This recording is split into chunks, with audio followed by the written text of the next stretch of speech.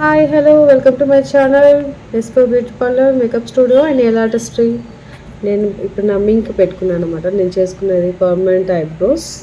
Actually నాది నేను చేసుకొని ఇప్పటికీ 2 years అవుతుంది. కొంచెం లైట్ కలర్ అంటే కొంచెం లైట్ షేడింగ్ అదనమాట. అందుకోసం రీటచ్ చేసుకుందామని చెప్పేసి చేసుకుంటున్నాను. ఇంతకుముందు చూసారు కదా, అది మైక్రో బ్లేడింగ్ మిషన్ అనమాట. అది కలరింగ్. నేను అంటే నాకు మరీ బ్లాక్ వద్దు, నేను డార్క్ కాఫీ తీసుకున్నాను అన్నమాట. Coffee pigment. ఆ పిగ్మెంట్ ఏంటంటే మనము నీడిల్తోని టాటూలా అని, కానీ టాట్ అనేది కింది లేయర్ వరకు వెళ్తుంది. బట్ ఇదేంటంటే పైన సెకండ్ లేయర్ వరకే స్టాప్ చేస్తాం అనమాట. దానివల్ల ఏంటంటే నీట్గా కలరింగ్ అనేది ఎగ్జాక్ట్ కలర్ అనేది ఉంటుందన్నమాట. అంటే నా సెల్ఫ్ నేను చేసుకుంటాను, మరీ అంత భరించలేనంత అయితే ఉండదు. వేర్ చేయొచ్చు. టాటూ వేసుకుంటే టైప్లోనే ఉంటుంది, బట్ ఇది టాటూ కాదు, ఇది పర్మనెంట్ మేకప్ అన్నమాట. పర్మనెంట్ మేకప్లో నేను చేసుకున్నది ఏంటంటే పౌడర్ ఐబ్రోస్ అని అంటారు. పౌడర్ ఐబ్రోస్ అంటే డాటింగ్, మొత్తం డాట్స్ టైప్లో ఫిల్లింగ్ చేయాలన్నమాట. మైక్రో బ్లేడింగ్ అంటే మాత్రము హెయిర్ లైన్ డ్రా చేయడము, బట్ ఇది నేను హెయిర్ లైన్ కాదు డ్రా చేయడము, డాటింగ్ మొత్తం డాట్స్ లాగా వస్తుంది. ఫీలింగ్ అనేది డాట్స్ ఫీలింగ్ లాగా వస్తుంది. చూసారు కదా ఎలా చేసుకుంటున్నాను, చాలా సీరియస్గా. ఎందుకంటే కొంచెం అటు ఇటు మనం డైవర్ట్ అయినా కూడా షేప్ అన్నది సరిగ్గా రాదు. దానివల్ల ఏంటంటే ఐబ్రో ఫేస్ కదా, నీట్గా చేసుకోవాలి. అందుకే ఫోకస్ అనేది ఐబ్రో పైనే ఉండాలి.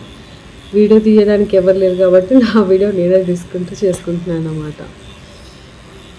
బట్ నాకు ఇలాంటి టాస్క్లు అంటే చాలా ఇష్టం. ఏదైనా కూడా నాకు నేను సెల్ఫ్గా చేసుకోవడం అంటేనే కొంచెం ఆ కిక్కే వేరు.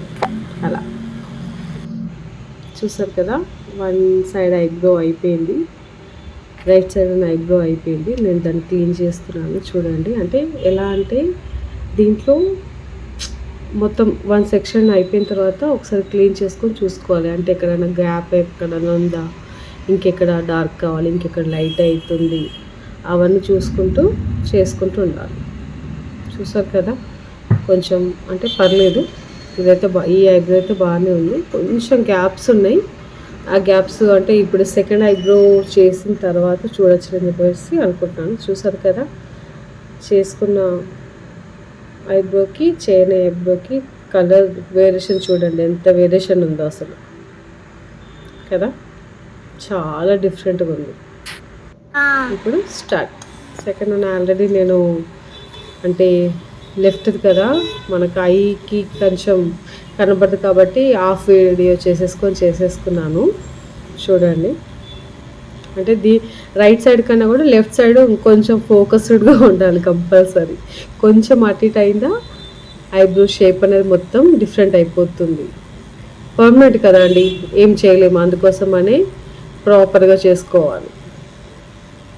ఇంతవరకు ఎవరూ చేసుకోలేదు వాళ్ళ సెల్ఫ్గా, కానీ నాకేంటంటే నేను కొంచెం ప్రాక్టీస్ ఆల్రెడీ నేను 2 years అవుతుంది నేను నా ఐబ్రో చేసుకొని.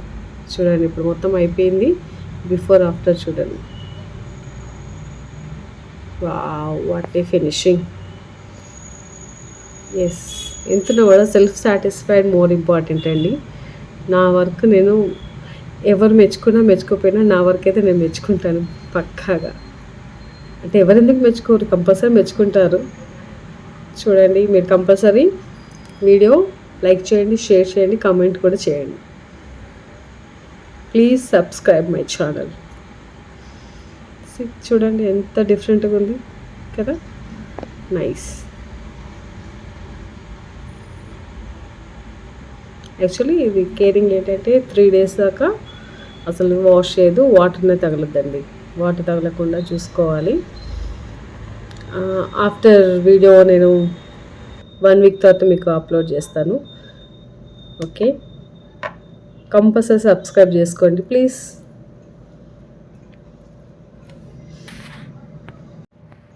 చూడండి టోటల్ అయిపోయిన తర్వాత కూడా చాలా బాగా వచ్చింది. నేను నా ఓల్డ్ పిక్ కూడా పెట్టాను చూడండి, బిఫోర్ ఆఫ్టర్ లుక్. నా పాతవి నా ఒరిజినల్ ఐబ్రోస్ చాలా లైట్గా ఉండేటివి, ఇప్పుడు ఎంత బాగున్నాయి చూడండి.